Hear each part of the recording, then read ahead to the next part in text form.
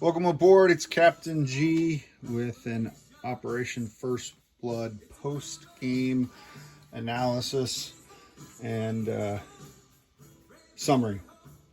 So, congratulations to Knights Templar and China for the commanding victory. What I thought I would do is share for everyone what are the victory conditions, because we kind of alluded to them, but we didn't spend a lot of time on this document. Outline them for you, and then I'll cover what my intended strategy coming into the game was for the Soviet Far East Command, and how that strategy changed or didn't change over time throughout the game, and what I thought were key moments, key battles, key turning points in the overall game. So this matrix is for the global, for all three scenarios. Scenarios 1, which is what we played, as well as scenario 2, NATO, Warsaw Pact, and then scenario 3, which is you combine them. So some of the victory conditions aren't applicable for the game that we played. For China, they have 3. This is the global, so this you can ignore because it's scenario 3. So there's 3 categories of victory conditions for China. 1 was the forced modernization, land, air, and naval units. And you saw throughout the game Knights Templar dedicate some of his economy to modernizing the Chinese military and moving from early generation fighters, early generation MBTs, getting that investment and buying better units as the game progressed. So as he was able to commit those resources, he earned 3 victory points. In economic modernization, then, there are 2 technologies, computers and advanced manufacturing, that were victory conditions for China as well. So arguably that's 5 victory points out of a possible 9 that China can directly control. Soviets can't stop him from rolling technology. The US can't stop him from advancing forced modernization. What we can do is put pressure on him economically so he can't commit the money to these modernizations because he has to buy units to defend his homeland. Or we can damage his major army bases, which gives him technology roles. But that didn't come into play until later in the game when FEC and the Chinese were at war. And by then he had already, I think he achieved 1 or both of these and some of these. So that pressure came on too late. And I'll talk about that in my strategy. And then the final section is sphere of influence. So these are things outside of China that they have to get. 2 of them is Taiwan, and the U.S. successfully thwarted that early, and we'll talk about that later. And then there are 4 zones: Cambodia, Hong Kong, Ulaanbaatar, and South Vietnam, that he gets 1 victory point each. So he earned the victory points for South Vietnam and Cambodia, and then he secured Ulaanbaatar late in the war as a backup for either the other 2. He never moved into Hong Kong.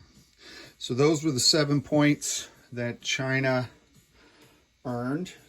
For the U.S., what Flak 88 was going for, and we're looking at this symbol. This is the U.S. Pacific Command, not U.S. Global. So his victory points were here. Basically, the U.S. wants to maintain status quo. So 5 victory points for maintaining the independence and either neutrality or U.S. Pacific Command possession or control of Southeast Asia and Malaysia. So that's Singapore, Malaysia, Thailand. That was worth 5 points, which is why Indonesia was such a huge turning point for U.S. Pacific Command, as well as for Far East Command for the Soviets. 3 victory points for the Philippines and Japan. and then 1 victory point for Indonesia and Australia. And actually, I think, where do I have a marker? He did get this one, but he had negatives, and I'll talk about the negatives at the end, that netted him to 0. All right, and then for the Soviet Far East Command, our victory conditions. So Pacific Dominance is a IPP tracker.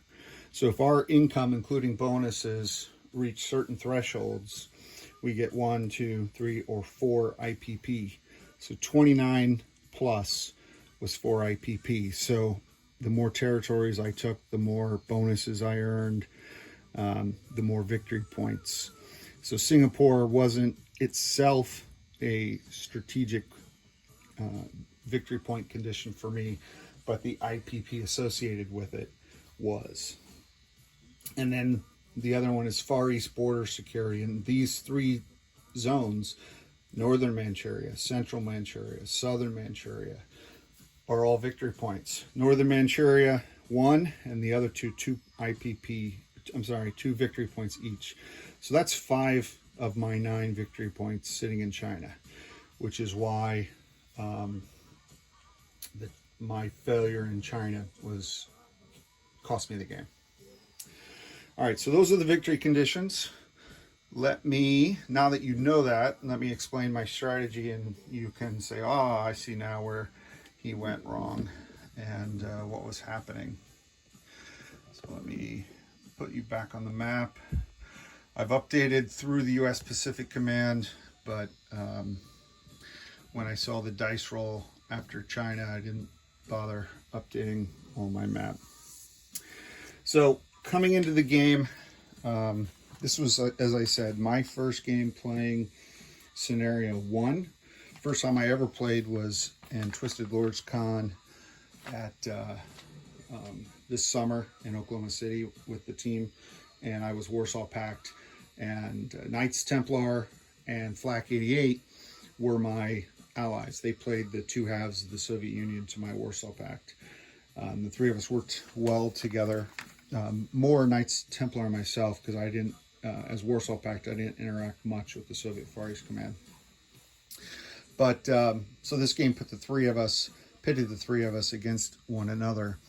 So when I looked at the victory conditions, my thought was to focus on earning money, take as many territories as early as possible, leverage the random event, whatever random event we got, and we got the Philippines one, which was a lot of fun for me, and try to hurt the U.S. by taking IPP. I knew what his victory conditions were, so I knew where I wanted to go. And then China was so backwards economy, outdated equipment, early gen this, early gen that I didn't even have to take all 5 IPP, North, Central, and Southern Manchuria. If I just take 1 or 2 of them and maybe another territory, that would work, because the deductions, the minuses that I mentioned, that are part of the victory points for the game, China loses 1 victory point for every territory that is in enemy possession. So even when I took Western Xinjiang, that was worth nothing. It was not one of my victory points. It wasn't a plus to me, it was a minus to him.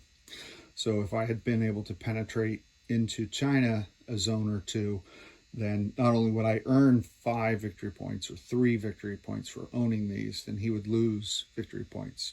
And that net swing would have made a difference. And certainly Knights Templar was aware of that. So that was my strategy. Delay going into China. Don't make that my first objective. Make it my second. Get my IPP and use that money to build the force that I would need to move into China. So what worked? Well, I did take advantage of the random event. I think I did. Maximize the shipbuilding bonus down here in the Philippines. Had quite a hefty navy, which was a lot of fun for me as a retired sailor. I did maximize my IPPs, and in doing so, the money I captured, the money I took, came away from the U.S. So I took his money, which definitely put him on his back heels a little bit, although he he fought voraciously throughout the entire game. And then what did not work, obviously, was I waited too long in China. By the time, actually, I never declared war on China because I did not want his economy to jump up. He gets huge bonuses. I think you saw that he gets 10 per turn as a bonus for having computers, and his base Chinese income, I think, was less than that. I don't remember off the top of my head, but he was making huge bonuses, and I didn't want to give him all that additional income, additional bonuses earlier than I had to. Plus, the turn I attacked him, he gets, I think, 6 paramilitary free, plus he gets a discount on upgrading paramilitary to infantry units. So I wanted him to have none of that. So that was successful. But at that stage, he had already secured some of the modernizations and techs, and he was very comfortable with his sweep down into Southeast Asia. I had my fleet here that I was going to use to counterpunch into Vietnam, but the U.S. sunk that, and I'll get to that when I get to my key points in the game. So that was my intended strategy, what worked, what didn't work, at a very high level. Key points in the game: going to War 1, me taking Japan. Obviously, that was a lot of IPP, a lot of bonuses. But in some sense, I wouldn't say that it was a mistake. It had repercussions I was not fully aware of because I didn't look. In the nuclear escalation in this game, you saw it more with U.S. and the Soviets than you did with China, because China intentionally did not want to go nuclear, and I'll hit on that more later. But there are certain conditions under which you can use nuclear weapons at different levels. And for the Soviets, if China had moved into Soviet territory, then that would release the Soviets to use battlefield, or be able to roll for the release of battlefield nuclear weapons. And you saw that China never did that. They took Mongolia, they took Southeast Asia, they never went into Soviet. So he was very much aware of that. What I was not aware of was that, unlike the Soviets and the Chinese, where that trigger is home country, I wasn't planning on attacking U.S. home country, but by taking Japan, I had inadvertently given him theater nuclear missile release. Just because I hadn't looked at his release conditions, just assumed they were the same as mine in China, because that's where I was focused on. So that was my mistake. Fortunately, that worked out for me, because by the time the U.S. moved their bomber fleet into Guam, I was able to put on an air blockade. So one turning point was giving him the nuclear release, because he then always had that ability against me. But 2, I was able to counter that, luckily, with the air blockade, because I had destroyed his fleet on War 1. The destruction of the U.S. fleet was a turning point, I think, in the game, because he never really had a surface threat after that. That carrier, that air group, all those surface combatants. Not only did that give me a battle star, which improved a shipyard, so that built up my anti-ship missiles twice as fast, so that was fantastic. But I trapped all his nuclear bombers, and he was unable to then attack me until I made a mistake later, which is on the list I'll talk about. And his bombers were able to escape to Australia, and then you saw the nuclear destruction rain down on the Soviets and the U.S. as we escalated out of control. Another key battle in the game, it wasn't a turning point, because the U.S. attack failed, but when the U.S. on their War 1, in immediate response to the hit that I had put on them, taking Japan and destroying this fleet, he was able to send an airborne and a pretty hefty air force into the Philippines and that lone Soviet fighter, that hero of the Soviet Union, was able to kill the airborne and force the U.S. to retreat. Had he taken the Philippines early, it would have been a very different game. Would not have been getting the bonus, would not have been getting the IPP, could not have defended down here. It would have been a very different game. So that was a critical turning point for the U.S. Tough battle there.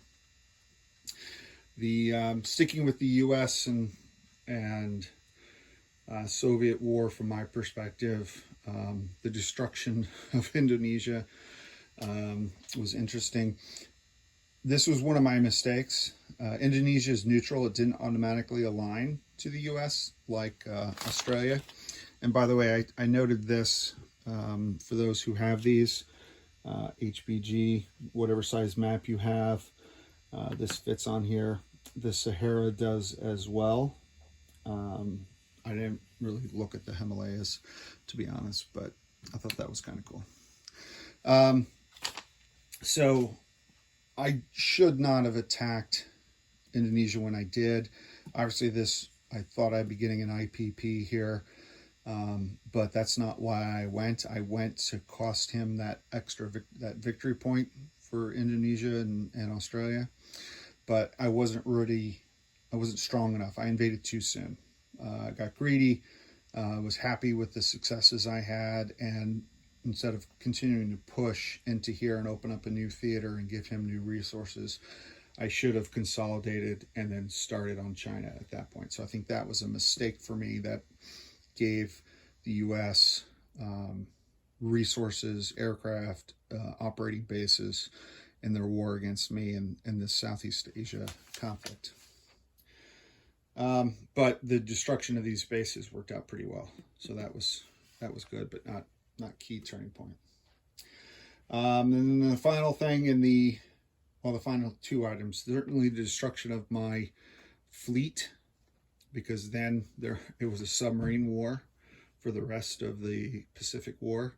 I lost every surface combatant I had, my invasion task force, my carriers, my cruisers, everything. And that was just too much IPP to rebuild, particularly when I was at war with China at that point. And it prevented me from hitting Vietnam and fighting the Chinese down here. That was a turning point. And then the U.S. getting SDI, which triggered my nuclear response, and then the counterforce, the nuclear war escalation was big. And a lot of fun, but that was big because now the U.S. and the Soviets were hurting each other, destroying bases, giving negatives on points, and China was benefiting from that nuclear exchange. All right, so in the war against China, I already mentioned my strategy was to delay, but I delayed too long. I went too far south to get more IPP unnecessarily, and unnecessarily cost the U.S. victory points when I should have focused on gaining my own. And then every time I had moved in, I built up a sufficient force to move in to counter all the little ants or the Ewoks.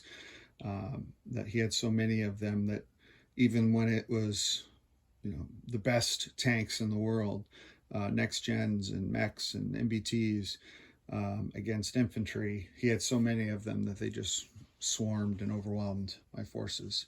So the counterattacks that Knights Templar did in not allowing me to keep a territory and hitting me back, even if it cost him huge quantities of troops. I mean, he basically did the U.S. Grant strategy of just bleed the enemy. I don't care if you bleed me, I've got more blood than you do, kind of thing. And that served China very well, and Chinese nuclear restraint. He did get battlefield nuke authority, but he never used it, because as soon as he would have used it against me, I could have used it against him, and that included these attack bombers dropping 3 dice at 7, not just the artillery. So I did use chem. That was pretty much all I had.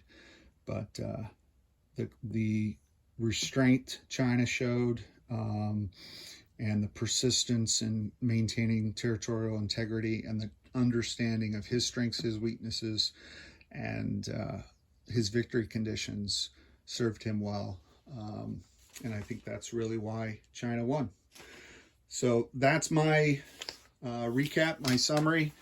Hopefully you enjoyed the game. I had a lot of fun playing with Knights Templar and Flak 88.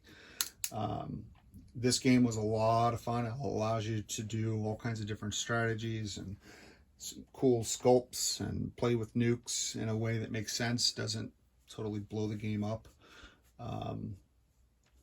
And so I highly recommend it, and I look forward to Operation Drago, which I believe Admiral Seabass mentioned in the final role for this game.